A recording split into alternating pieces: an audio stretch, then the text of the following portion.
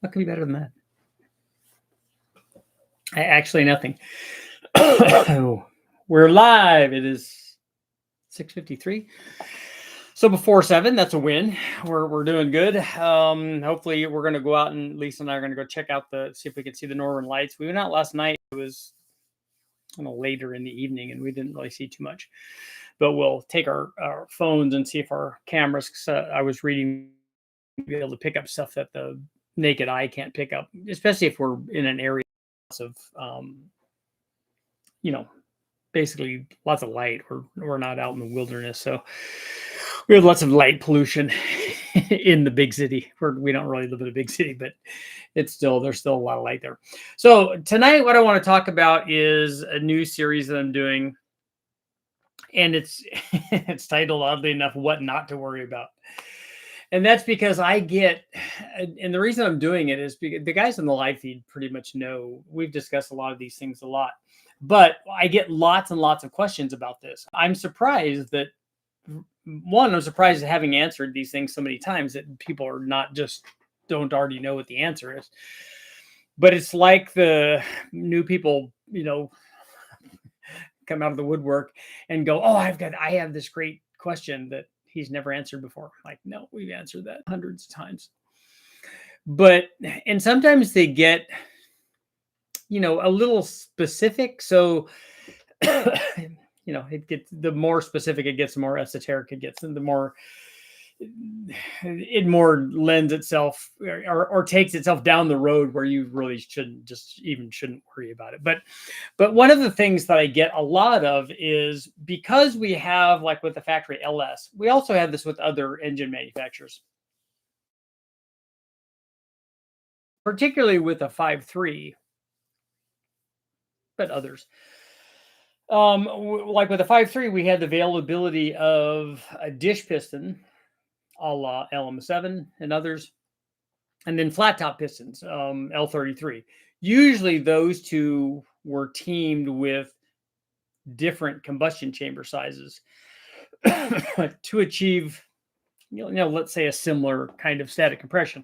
They didn't really achieve that, but if we get a bigger chamber and a flat top piston, that's going to be one combination. And then if we get a smaller chamber and a dish piston, that the question is, and this is more of a generic question than the one of those two things, because if they're asking specific questions on those two things, the thing that I would point them to would be something different than the question that they're asking. So I'll tell you what I mean by that. So the question that I get is more of an absolute thing. Okay, Richard, and here's how it goes. Richard, what works better? A dish piston with a smaller combustion chamber, or a flat top piston with a slightly larger combustion chamber? The thing that I have to go into in a lot of these discussions, and it's hard to do if you're answering it, if you're typing a message response, because you can't have much interaction. That's why I like to do these live feeds where people can ask questions and then I can answer them. And that way we can get some sort of interaction going. Because a lot of times I ask them to maybe clarify what they're asking, because a lot of times they're asking something and they're clear on what they're asking, but I'm not clear on it because it doesn't come across a lot of times when you're typing something out. But the question is, dish piston, small chamber, flat top piston, slightly bigger chamber, which one of those works better? And what I think that they want is some sort of absolute. So should the depression basically be in the piston, or should it be in the size of the combustion chamber? And quite honestly, I think that, particularly with regards, if they're asking this, based on the LS platform, they're asking the wrong question. Because the problem is that there are multiple changes on the LS that are happening at the same time. One thing is that you're in the case of the LS, where we have an 862 or 706 head and a dish piston, and then we go to the flat top piston version, that is a completely different head. That has a 799 or a 243 head. So not only is it a different size chamber, which brings the compression up closer to even. It's not quite even, but raises the compression because the chamber size is a little bit bigger anyway than the 706 and the 862, and not by a lot.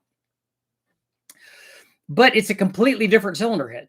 It has different valve sizes. It has, in addition to having a different combustion chamber size, different shape, a different design, a different effectiveness of just based on chamber. So if you look at, a good example of the test that I refer to a lot is Brian Tooley did a test where they tested 317 heads and 799/243 heads on the same motor, and they milled the 317s because the 317 head basically has the same port, intake and exhaust port, as the 706 and 317 head, or the 799 and the 243 head. So the 317 and the good LS6 head, the 243 799 head, those two really kind of flow the same valve sizes, they have the same ports, and so they flow the same.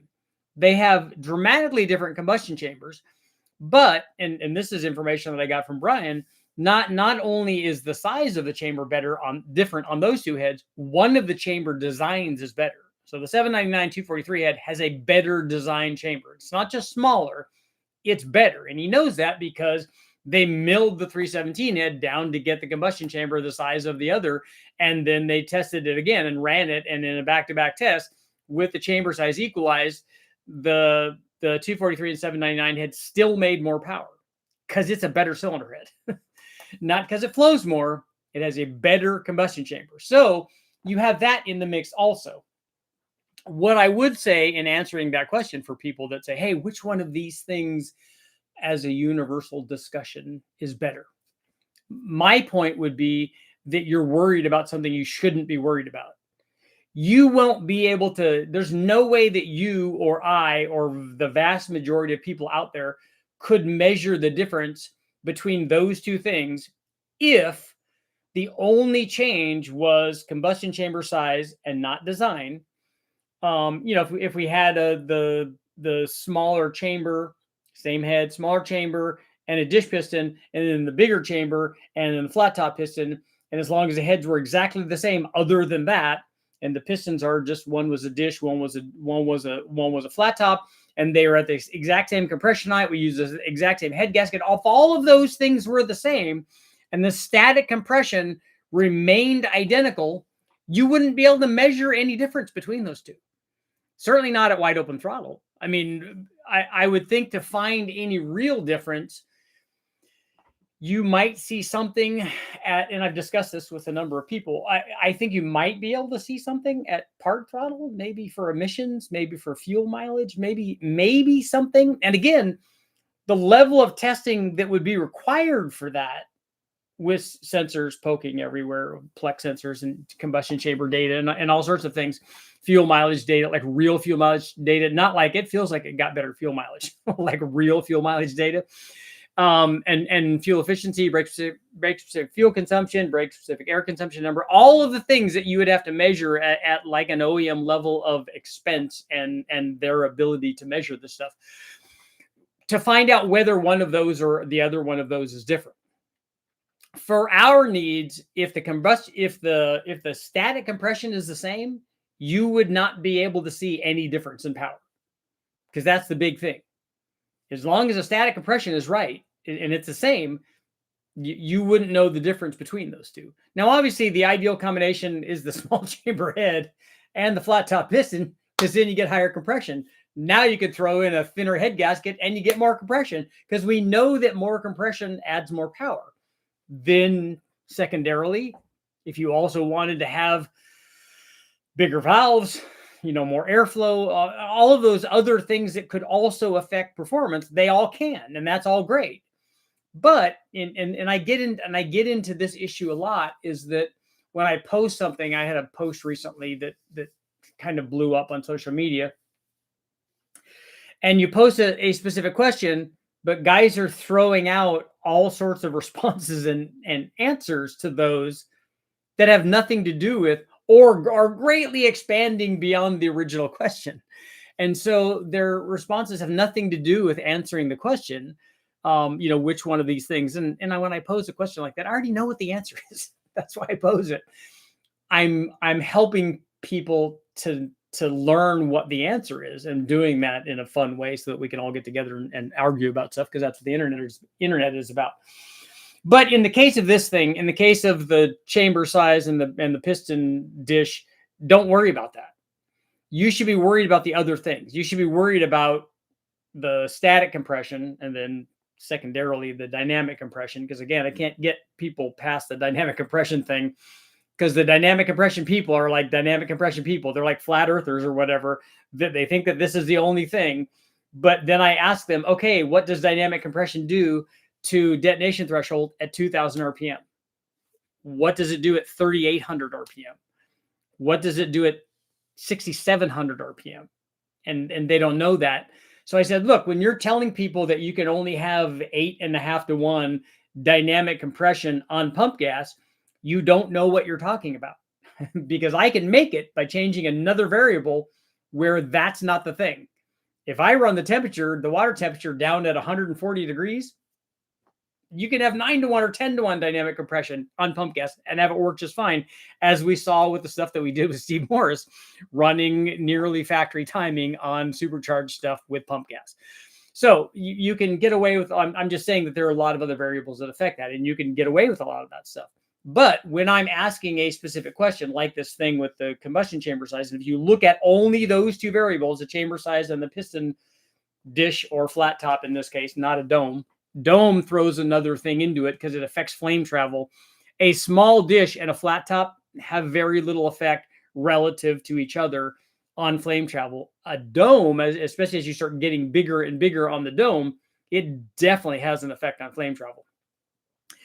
The same thing with big combustion chambers like the 317 head, the rec port heads also. Big combustion chambers have an effect. And their design, the chamber design, has an effect on power. Also has effect on how much timing they want. The bigger chambers, like a 317 head, tends to want another degree or two of timing. And so you have to, you have another variable. So all of those things are very important to consider. And so, but when you're looking at this, things like this, like these little things that you shouldn't worry about, and this specific question is something you shouldn't worry about. You should be more concerned about, like, should I combine the flat top piston with the 706 head, and then maybe do porting, and maybe put take the 317 heads, take the valves out of the 317 heads, put them in the 706 heads, unshroud the valve, mill the head so you get the chamber size back to it, do a little porting and put that on, and you're looking like a hero. All of those things are possible. So let's see what you guys got going on.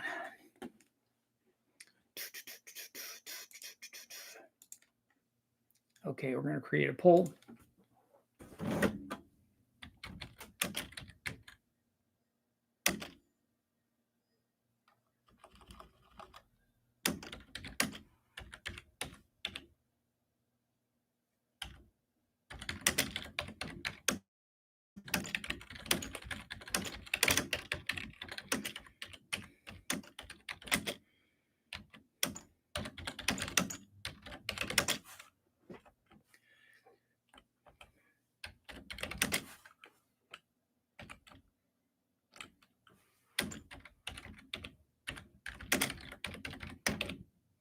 Ooh, that fits good.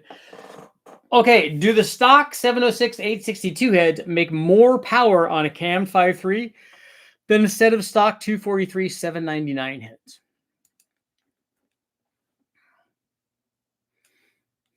Okay, we got our poll up. Start answering some questions. Did it? What's going on? How have you guys been? Busy. Flat tops all day, plus valve release for us cammed and milled head people. I've asked this question a lot. I really want to put some Gen X 205s on my LQ4, mainly because I already have them, but I wouldn't mind adding a torque cam, and I get worried about piston to valve clearance. You have 1,000,000 miles of piston to valve clearance with Gen X 205 on an LQ4. You don't have to, especially with a torque cam, you're not even close to a piston to valve issue. You have a mile. Ben preaches a flat piston top with closed chamber to slap the mixture into the chamber. I don't really know what you mean by closed chamber on an LS, because that's not a closed and open chamber kind of thing. That's kind of old big block Chevy stuff. Will a piston dish affect the motor's desired timing the same way the head chamber does, like going from a small block Chevy to an LS? The small block Chevy and an LS definitely have different timing needs because they have different chamber designs, and one of them has a good set of hits and the other one does not. What's power gains going from 9 to 1, 10 to 1? 3 to 4% is the gain for 1 full point in static compression.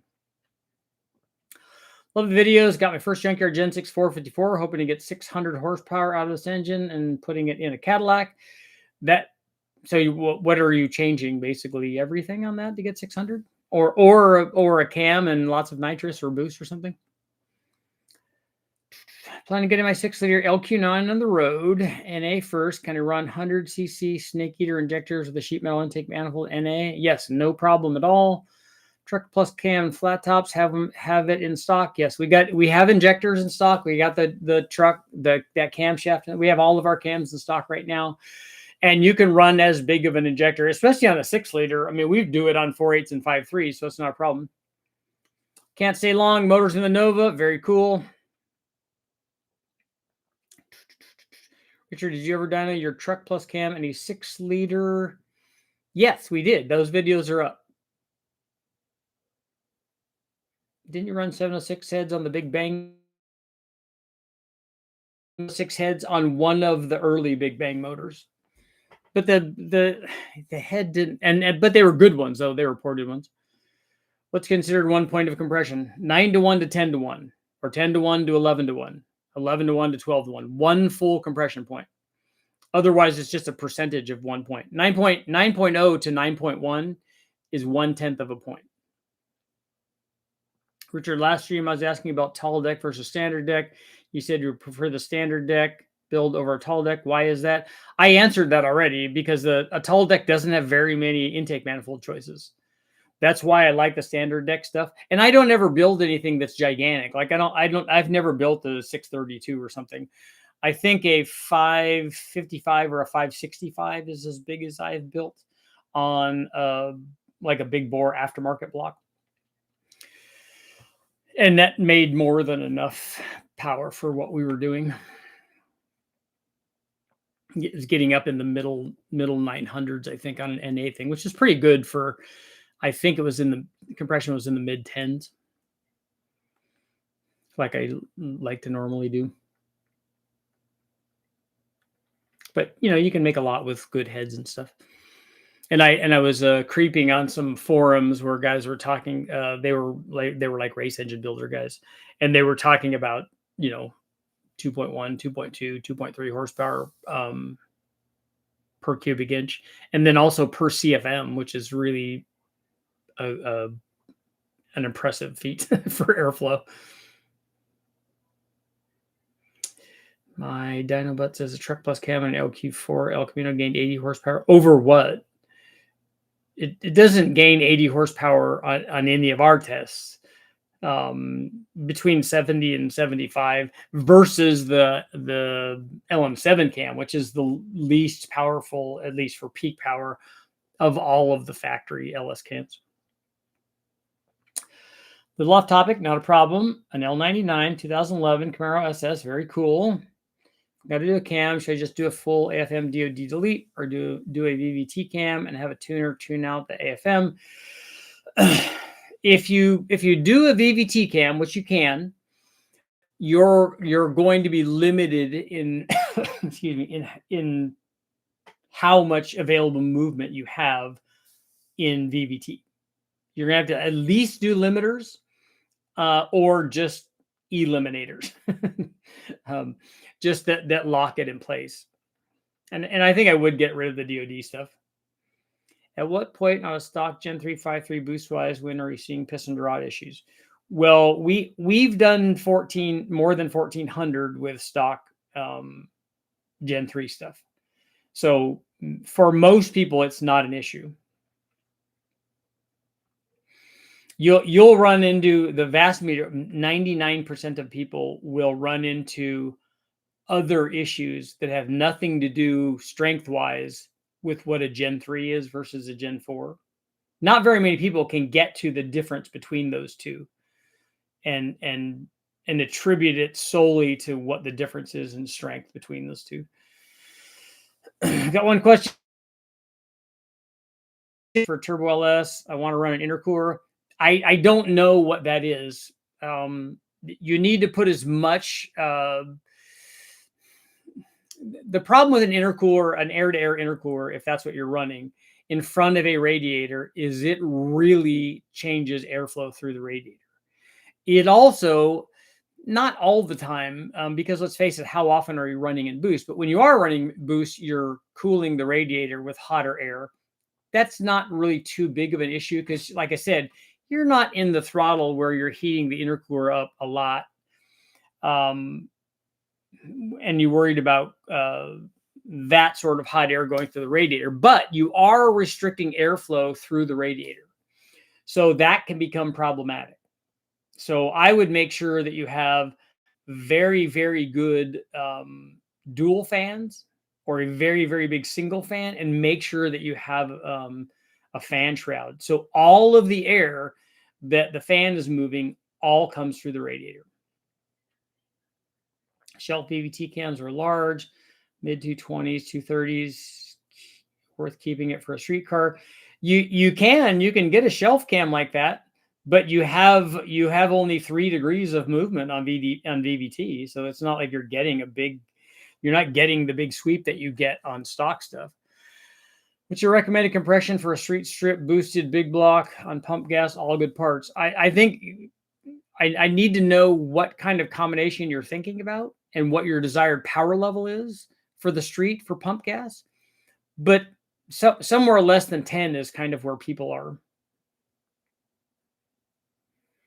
Where do I buy the 462 valve book? I don't even know if that's still in print anymore, but CarTech or SA Designs, Amazon used to have it.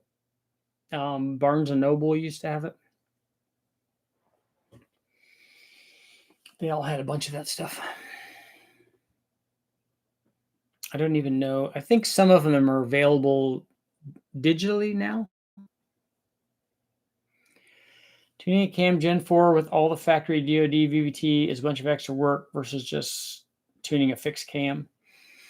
I like the VVT stuff for factory stuff, but for aftermarket stuff, with the limited amount that you can move the cam, I would like to see how much that gains versus having just a fixed cam of, like, let's say the same lift and duration stuff. Because I don't know if the cam lobes, I wouldn't think that they would be different for VVT. I mean, you could make them the same. I know that's what Brian does when he does his testing. I think the limiters keep 8 degrees advance. At least I hope they would.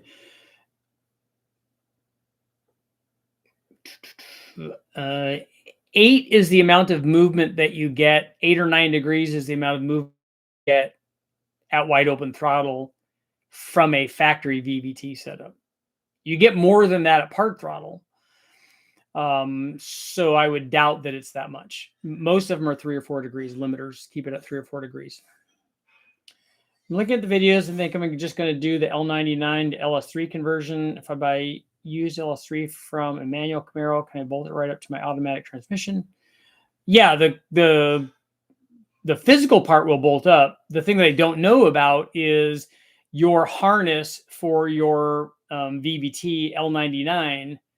I don't know how the harness is going to want to work with the LS3 conversion, which is definitely going to be a different harness.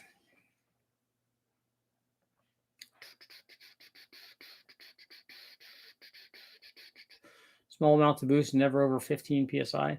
15 is a lot. 15 doubles your power output.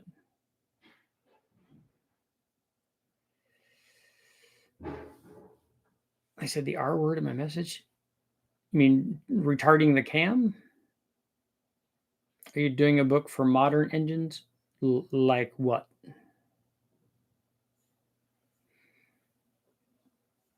Would you be interested in making video format versions of your books, including the 462 valve?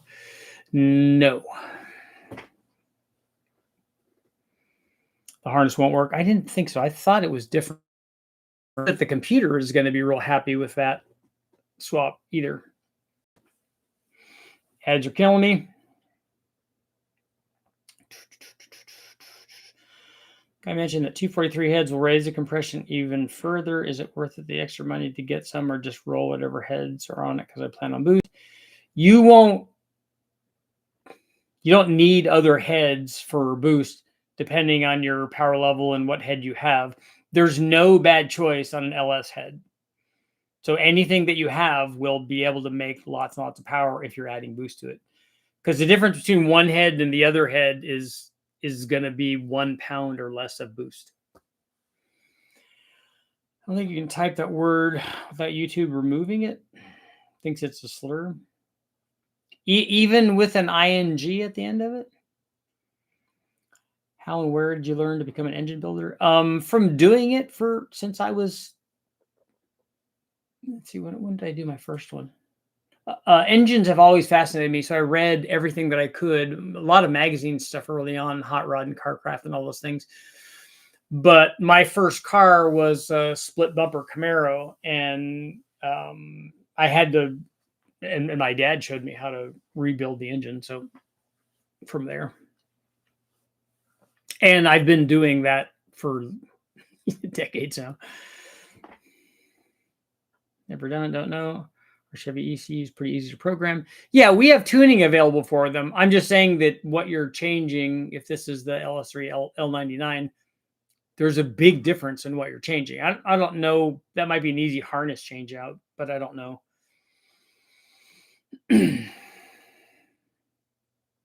But if you stay with your L99, I don't think I would think that you need. Just do a cam in it and just get rid of VVT. I wonder if you could keep the, I wonder if it'd be happy if you kept the sensor there, or if you can turn that off. Does anybody know? Can you turn off the VVT in the ECU?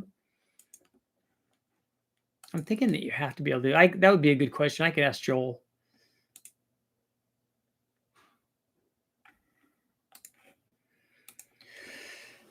Near.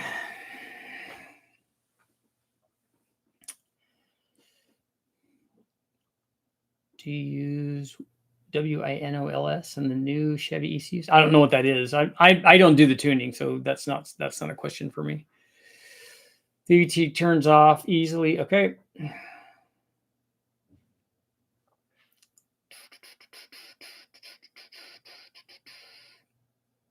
The VV turns off. Turns off. Yeah, no, I get that. 0 the VVT table. But it won't be unhappy if there's no VVT sensor though, right? That's the thing I'm wondering about. If you get rid of that, you're going to get rid of that front cover and you're going to get rid of VVT on that thing. You can get rid of that whole timing gear and stuff and replace that with just essentially an LS3 cover with a 4X and then that sensor.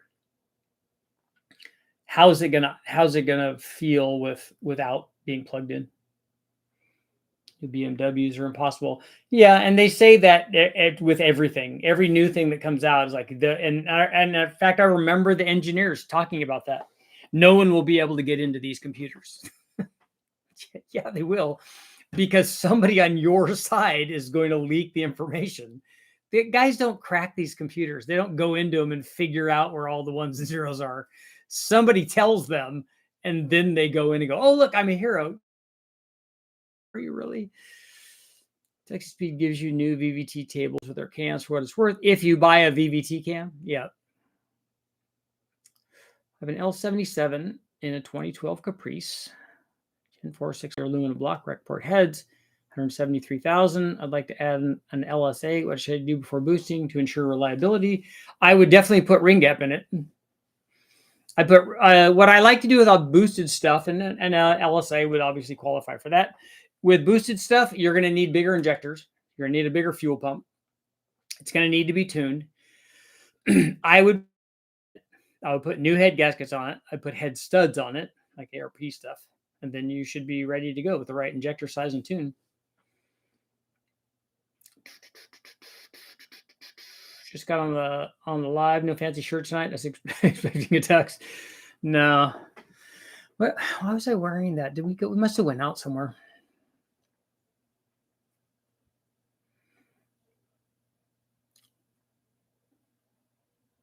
Only I have figured out the binary. Yeah, I know. I've had people tell me, "Oh yeah, no, I went in and cracked the code." I'm like, do you know how many things that you're looking at? Do you know how many things that is for you to figure out? I'm new to this. Obviously, the VVT intrigued me because of the gains that the little Hondas get with VTEC.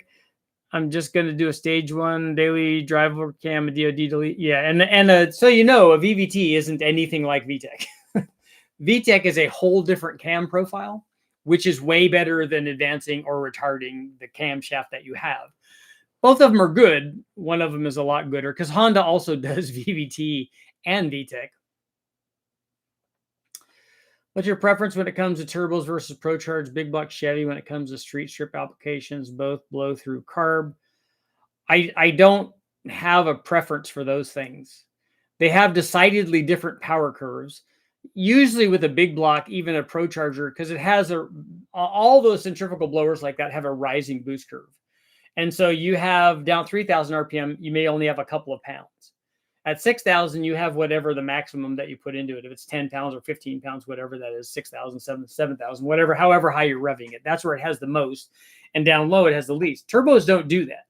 Turbos, however you size your turbo, if 15 pounds of the number, they're going to come up to 15 and then hopefully hold 15 going across. So the resulting thing is the turbos will make a lot more middle part torque than a ProCharger will, or any centrifugal Vortec, Torque Storm, all of them. So that won't matter. But that's not the question. That's not the only question. The question is, what do you like? What do you like the look of? What looks cool? Do you already, because it's a big block, do you already have an overabundance of low and mid-range torque? You're not missing out because you don't have the traction for that anyway. So all of those are other questions that you would have to answer yourself. How's the E85 do non-intercooled on LS turbo car? I know it's common with methanol. You can use it. It's better with an intercooler though, as everything is. The ideal thing is a turbo with a cold air intake going into the turbo from either the fender well or below the car, in front of the radiator, or at the cowl area. E85, so you can run all the boost and all the timing that you want. And then also an intercooler so that you still lower the charge temperature because the turbo still compresses the air. And that heats the air.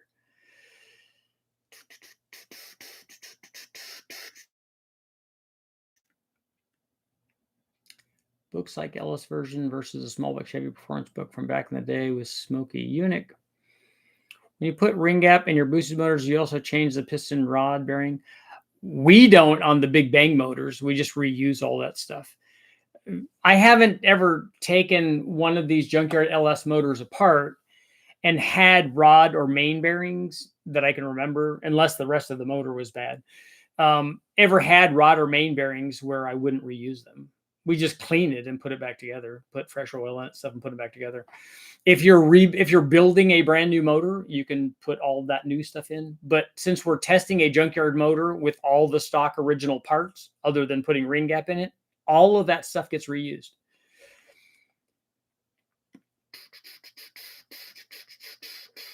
The new 2.7 liter GM 4-cylinder in the truck technically has VTEC. Does it have two different cam profiles that it switches over that they're paying royalty to Honda for? Off topic, as a Star Wars Baseballs geek, for Baseballs too. Yeah, I am. I think that's cool. I think that's awesome.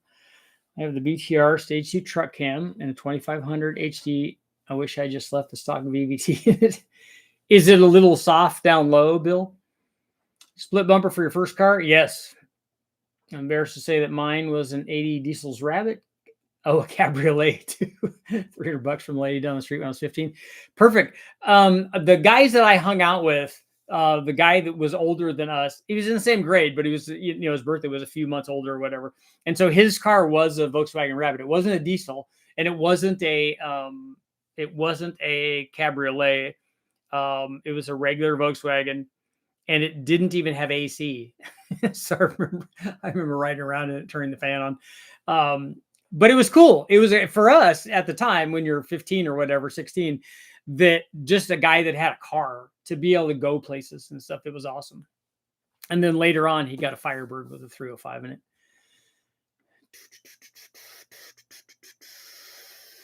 I've been wondering about, is it intakes? Saw the live from yesterday. Good cam, but 99% of my driving is done below the area where the cam works. Yeah, that's an issue. I would say most guys that, if they're interested in the 2000 to 3000 range, a stock VVT cam is really, really good there. 2.7 has a variable cam profile. 1980, mine was a 79 Dasher. Called it a Scirocco limousine. Yeah, I do like I'm a big fan of I like the 16 valve GTIs and stuff. I think that those are cool. The Callaway turbos were also cool back then, very limited kind of deal. But also the Volkswagen trucks I like. Old VWs had the best AC. Couldn't help but think it hits the wastegate converter differently. 2.7 camshaft literally slide back and forth on the head. It's weird. I'll have to see. I'll have to take a look at that. Is it live supposed to be about? Is this live supposed to be about quench? Quench, I think you mean? No, it's not. Is it the question was, the comparison question was, is it better to have, does it work better if you have a smaller chamber and a dish piston, or a bigger chamber and a flat top piston? Specifically that question, not about quench. Quench is good. Proper quench, actually.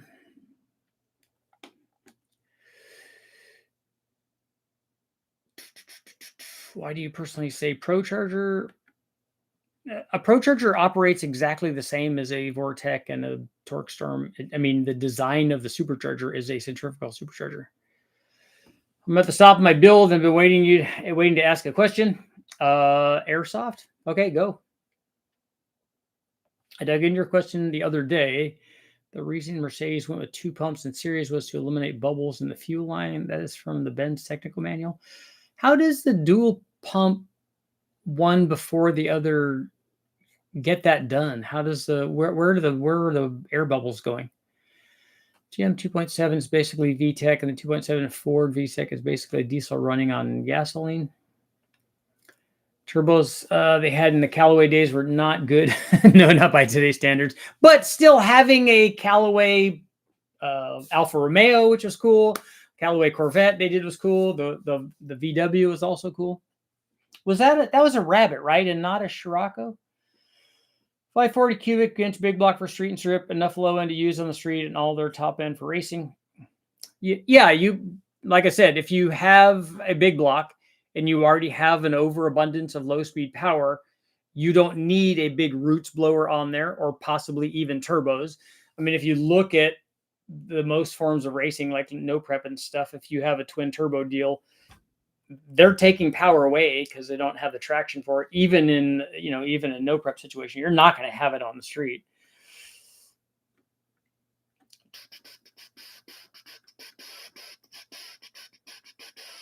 Is direct injector cleaning on fluid? Just heard it recently. I would think that they would be doing that both to clean the injector and to clean maybe the back of the valve.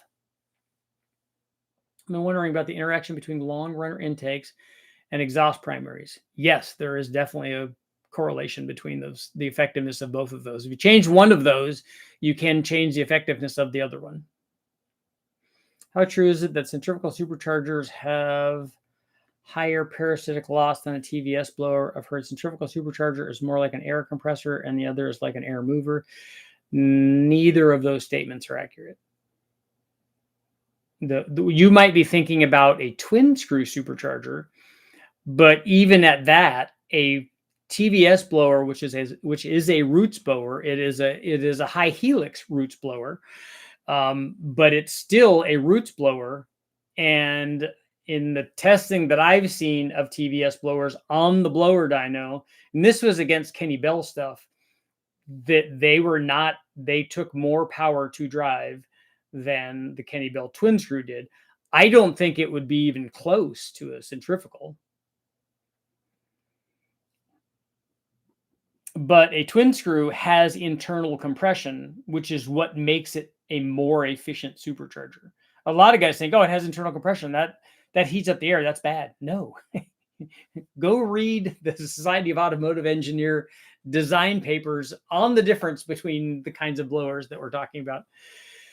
I got my cam bearings installed that I mentioned a few weeks ago. My clearances are 4,000. Many people are telling me to have 6,000 with zero issues.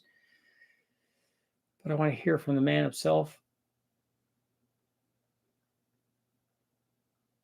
You have 4,000 cam bearing clearance? I honestly don't know what the answer to that is. 4,000 seems like a lot to me, especially given the small diameter of that, of the cam journal. I don't know how much growth there is.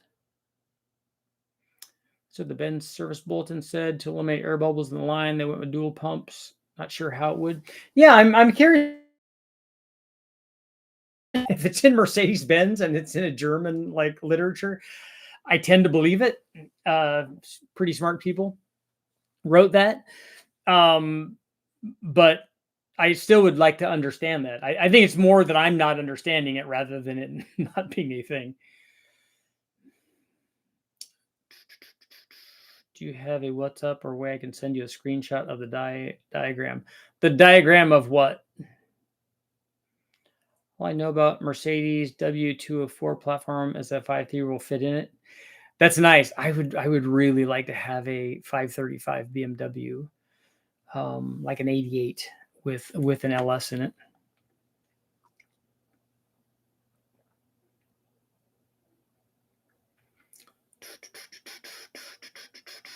We deal with 201s, 124s, 140s. Care to bring the car C blown gas modified sport exhaust conversion to life? I believe they have a standard -12 bulkhead on each side of the pan. Either way, I'm here 100 miles south of I-5 in Utah. Did you get my response on the flow? If you look at the direction of the motor, one side has a buildup of pressure. The other side is actually would be drawing the drain from the turbo down, depending on the direction that it's spinning. One side coming down, if the motor is spinning this way, and this is the drain on this side, everything's coming up against that. So when we had to do that, when we had to position it there because of that, we put was essentially a baffle around it so that wouldn't happen. We had an oversight, so we really didn't have that sort of buildup. The other thing I would look at is, are you getting more crankcase on one side than the other, which could create the situation that you're talking about. And also, are you getting like crankcase buildup? Do you have that vented to atmosphere? Hopefully you don't have it vented back into the motor, because that's not a good idea. Have you dynoed anti-reversion card plates? How do they perform, and in what case would you require one? I don't know that I know what that is. Westech probably had some of those, but I don't know how you would be curing reversion. And my question for the statement that there is reversion and you're wanting to cure it, my question is, are you talking about what's happening in an intake manifold design? Or in the same thing with anti-reversion cones and headers, you know that that negative pressure wave, that the reversion that comes back, is a beneficial thing, right? I mean, that's the thing. That's one of the effective forms of scavenging created by header design. And if the reversion that they're talking about is one of the effective forms of cylinder filling caused by one of the three forms of intake manifold design, and they're trying to stop that with a reversionary plate or an anti-reversionary plate in the carburetor. I don't know that that's necessary. The inventor of the Roots blower was born in 1824.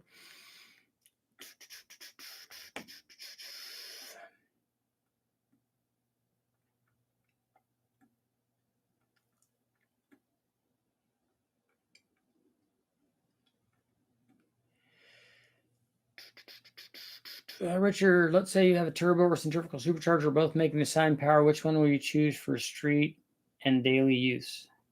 You won't have those. You would have to severely limit the turbo to make the same power as a centrifugal. So what I suggest to you is you go look at the 3 videos that are up where I ran a centrifugal blower, a turbo, and a Roots blower, and in one of the cases, and a twin screw. I did it on a modular Ford. I did it on a B-Series Honda, and I did it on a small block Ford. And I also did centrifugal versus Roots on a big block, specifically a Vortec and a blower shop blower. And then on the 540, if you go through a couple of the videos, you could see I ran twin turbos on it. I think I ran twins on it. And then we also ran it with a Roots blower. And you can see for yourself. I'm not picking your form of forced induction. My job is to give you what they all do. And then whatever you think is the thing that's going to best suit your needs, that's why I gave you all the information so you can pick it. You're limiting yourself by focusing too much on LS stuff. I guess whatever gets views, but I don't think it's helping you. You don't think it's helping me do what? So have you not gone on the channel and looked at the 2,000 plus videos and the 1,000 plus of non-LS stuff? Because I've tested everything in my dyno career. We were just talking about Honda stuff and small block Ford stuff. W201's making a comeback now. People are starting to get power from 4-cylinder Benz motors. 862 heads on LM4. Dish pistons. No particular goal other than giggles and smoking a project vehicle that isn't daily. What's the best bang for the buck budget mods? Cam. Yeah, a cam is the go-to thing for a 5.3. That's what you should put in there. Cam, springs. You're gonna have to probably do injectors. You're gonna have to tune it. Lots of no chamber volume. Not sure it matters. They will have chamber volume. They're just going to be a pent roof 4-valve deal. And that's a better design. It's a centrally located spark plug, but more importantly, it's a 4-valve head, so it has lots of flow. We're taxed heavily on displacement, so we never really had V8 Mercedes. You never had the 6.3s and the 6.9s. Those are cool. Roots Brothers moving air since 1854. What's going on RHP website? Let the people know. We got to pump up the numbers.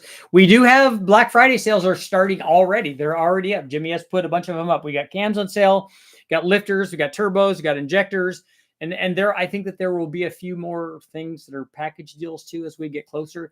But what I can tell you is that there's lots of sales. There's lots of people buying stuff right now, which is fantastic, and I thank everybody for doing that. But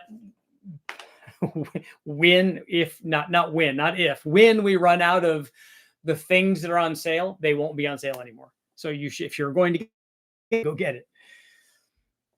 Is there any free tuning software for LSs? Try some myself, but don't want to brick my PCM.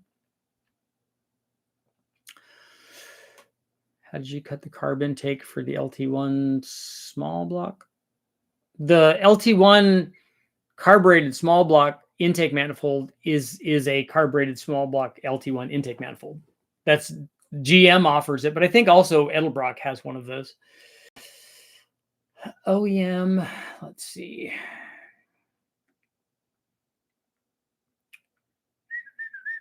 OEM is 2000s, racing engines are 3, with the end of service limit being 6 on the engines without FM, according to GM manuals. This is an aftermarket cam, by the way, my stock GM cam. I thought it was going to be less than that. 6 seemed like a lot. Has 3 in the new bearings. You're fine.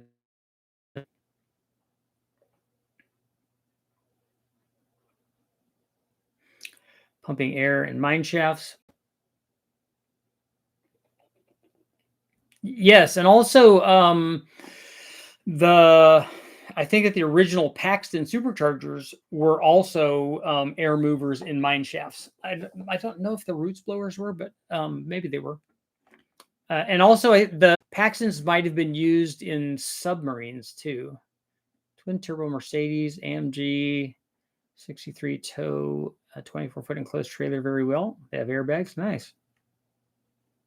I wonder if GM engineers think about the average grease monkey when designing engines because they go to hot rod engines. Was a small block Chevy for 50 years. Now it's LS. Can't be a coincidence. Well, a lot of those guys were racing. I mean, both with the small blocks and probably the 6-cylinder before that, but certainly with the small block, and then right through with the LS stuff. 2000 GMC Sierra 2500 LQ4 30 over 6.1 799 heads, Michigan Motorsports, L1 rocker arms, bronze bushings, trending kit, summer racing, header, thick wall, chrome moly. Okay, all of that seems like it's fine. The only case I can think of using Enter version, there's a big cam engine, so it's not disrupting AFR. I don't know that it, because I still don't know, even if you have, I don't know that you have reversion. I don't know if reversion is as big a thing at idle as it is at wide open throttle. Because we see, I'll give you an example that's an extreme example, but it still shows what's going on. When the guys at West Tech ran the Sonic Ram, big cross ram deal for the Chrysler, 36 inches of runner length, basically. 2 carburetors, each one stuck way out over the valve cover. Carter carburetors, if I remember right. And they ran the motor, and during the run, because they kept loading it lower and lower and lower to find out where the torque peak was, and it was down at 500 RPM. It was really, really low, because this was it wasn't a 440, it was like a 500-inch version of a 440. And I don't remember what heads are on it and stuff, but it had that intake manifold, and I don't think it was, maybe it was ported. I don't know. I don't remember, because I didn't get a bunch of information on it. I just thought it was cool. And when they were running it, I was doing other things while they were doing it, but it was very cool. But I remember watching it, and you could watch the fuel standoff above the carburetor, which this might be the reversion that you're talking about. You can watch the fuel standoff come up above the carburetor and then get sucked back down. It's not doing that at idle. It's doing that during the run as we sweep through the RPM range. And so that's a function going on with the intake manifold. The thing still ran fine. It still had the right air fuel. All of that worked. It's just that you had fuel standoff above the carburetor. Now, I saw this when I did my test with EFI on my side. Well, it wasn't, they weren't side draft carburetors, but it was stack injection on my Honda B series when I was testing the position of injectors and the effect on power that the position of the injectors had. We put them out in front of the air trumpets, and now this was a TWM piece, and now TWM does this because of this test. But I did that and put them on a slider so that I can move the position of the injector. It was the whole rail, basically, the rail and the injectors. The injectors were attached to the rail, so they couldn't be popped out. They had the little clips on them. And so but you could slide the whole rail, and there was enough fuel line to move like that. And so it could slide up and down on these posts that I made. We welded this thing together. And so you could position the injector at a different spot on the entry into the radius air horn going into these, individual throttle body stack injection thing. It worked really good. It made good power. And when we moved the fuel rail out there, we moved the injectors to the top side of that, it picked up like 10 or 12 horsepower at the tire, which was a lot on a B16, because it pushed us up over 200. It pushed us up to 210 or something like that at the tire, which was a lot. I was really happy with it. But one thing that we saw, which was a little concerning because of where all of this was relative to the firewall and the things that were there, was that we also, like the big block test, we saw a fuel standoff happen during the run. It didn't happen at idle, and it didn't happen at any other time. It was very specific at different engine speeds. And then I honestly don't remember if the position of the injector had a big effect on that, but there was fuel, you know, this cloud of fuel on the out. I mean, and it stayed there. It didn't fall to the ground or whatever. It just stayed there and then sucked its way back in during the run. It was really, really cool. It would make me think that it would get everything, you know, fuel soaked if you had stuff around it, which would not be good. But that is definitely there. Wish you'd take a look at a Mercedes 104. I know the roots blower. Let's see.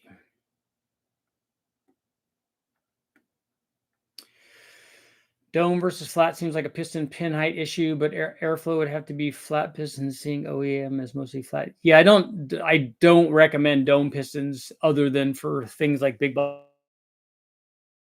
have dome pistons to make, like, you know, to make some compression. I don't like dome pistons on like Hondas and stuff. But for all motor NA things, you know, it seems to work okay.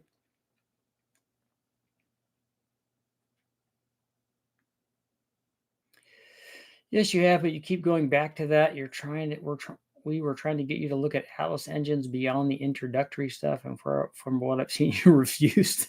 Maybe I'm misinformed, I would say. Seen a video where the guy was claiming the GM Ecotech has the record and it's a better motor than Honda. I don't know who would claim that. Somebody obviously that doesn't know the history. Have you ever had a piston hit the top of the head so slightly that it runs fine, but it has a slight tapping sound? I have had pistons hit the cylinder head. And so that's a critical thing. A lot of guys like to talk about quench, but I think that the more important thing of that is that you have enough piston to head clearance so that that doesn't come in contact. When you run a really thin head gasket, especially if the piston's out of the hole, you know, there's going to be growth there. And so you don't want that to happen. That's a bad thing.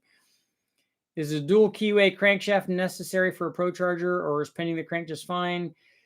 It depends on what your power level is and how much, because the more power you're asking that supercharger to supply, i.e. the more airflow, the more stress there is on that keyway.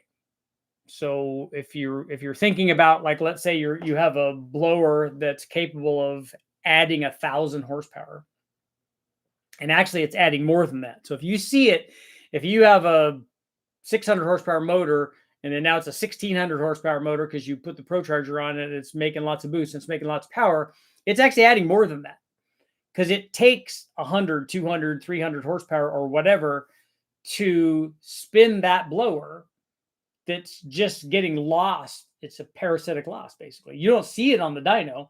You'll see it in the fuel flow because that horsepower is there. You're just not getting it because it takes that to drive that blower. So all of that is put into that pin. If it's just a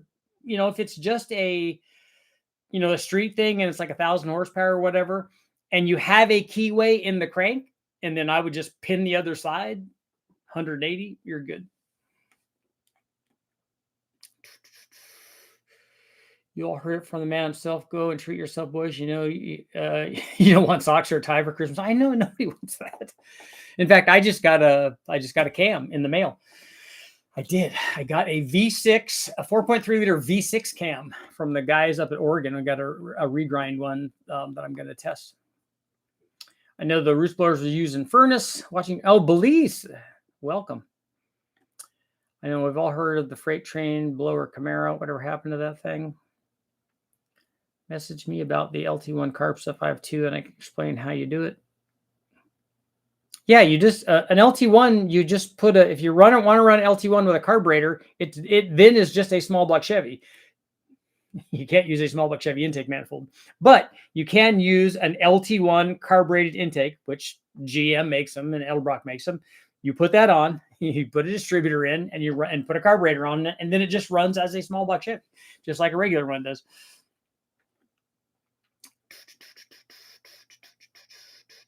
Industrial Revolution was in full swing in the UK in the mid 1800s.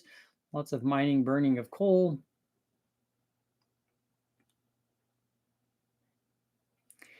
There were two versions of those Chrysler intakes. One was divided all the way from the head to the carburetor. The other one was only divided halfway from the head to the carburetor.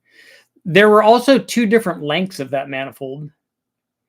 How do I plug an MPVI3 into a standalone GM? I don't know what you mean by standalone GM ECU. Thoughts on piston dimpling on diesel engines? I've never tested it, so I don't know. Have you ever shaved 8-1 heads, 10,000 stock piston gasket, 30,000 streamers? I have not. 10,000 should be nothing. I mean, that shouldn't really change hardly anything. What happened with the Triton V10 testing? Bart hit me up. He still has that motor. I don't have one, though. Can't get much compression out of a 5.3. What is the definition of much? Dome pistons and milled heads is like 12.5 to 1.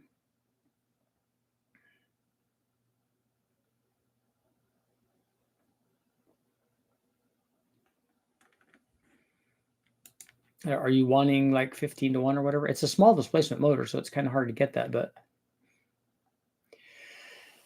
do the stock 706 heads make more power than 243 heads? Most people saying no. I will bet that it does. I'm sure you can get 13 to 1 out of a 5.3. I'm certain of it. In fact, let's go to, I'm going to go to Wallace Racing compression calculator.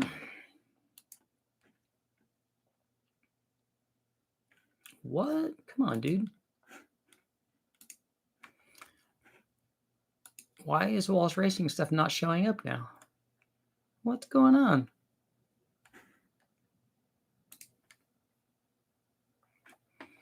There we go.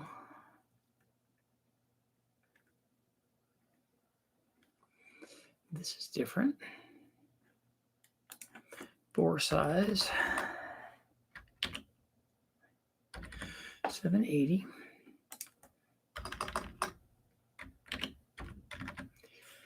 Combustion chamber size. 61. We got a 59.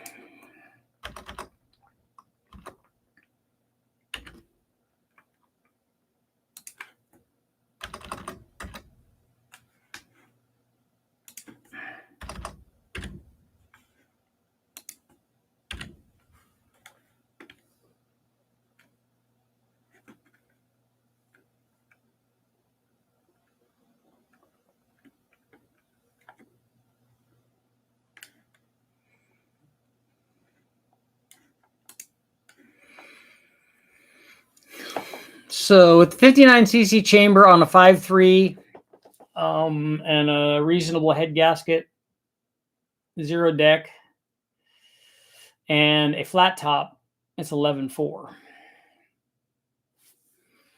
So let's mill the head a little bit. We have 12 to 1 with a 55cc chamber, which is easily doable on a 5.3 chamber. 12.3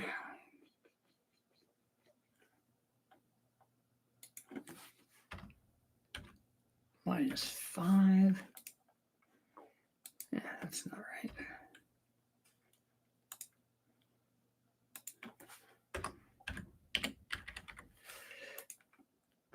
$12.5 if you have a thinner head gasket, and that's still with a flat top piston. Piston dome. Let's do a 10cc dome. Do a 10cc dome. I don't know if that's going to fit in there, but that's 14.8 on your 5.3. There you go. Boom. Done. Will the 8.1 Vortec ever be something people build? The 8.1 groups are doing that already. It's just that it's not, it's a lot like a Godzilla or other motors where they didn't make very many of them. So it's not like, it's not going to be LS popular kind of thing. What entails a beefier ignition system, more spark, tons of boost, tons of compression or fuel type? What entails a, yeah, all of those things do. anything that puts the spark out needs more spark. That can be static compression. That can be a change in timing, like delayed timing, which you do, when you're running boost, higher static compression. Different kinds of fuels require a hotter spark. And then tightening the gap is one of the things. The plug gap is one of the things that you do to combat that. I'd need a bigger bore or stroke. Would prefer over square. You could go with a bigger bore on the. I didn't do that on the stuff that I was just doing on the 5.3, but you certainly could do that because you can go with, you can go up to a 5.7 bore. Wish 81 Vortec was way more common. There would be more junkyard builds. Wonder if anyone's made a 10 cc. I guess I can bore at 20 or 30 at the same time. Yeah, you can. You can go to, there's a lot of common overbore sizes for that. Richard, I think he's asking how to convert a Gen 1 small block intake to an LT1 carb intake without buying the GM one. You can hog out the holes and run 2 gaskets and use studs on the inner ones. It's much cheaper.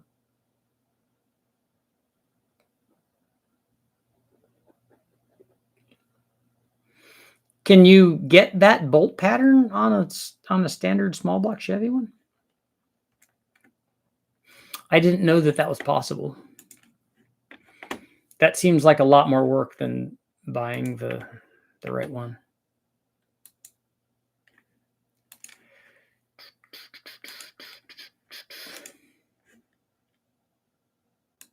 That seems like welding and stuff, right? Tube running from the intake into the carb, and when I want boost, I just blow into it. You guys make things too complicated?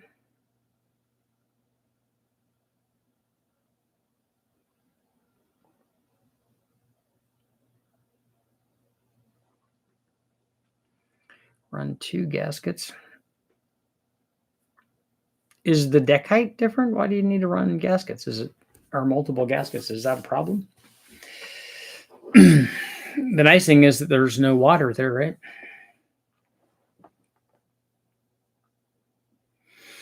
On that note, it is time to go. I've been here a long time. Can't believe you guys picked the 799 and 243 heads. Wow. Just can't believe it. But the good news is I will be back tomorrow.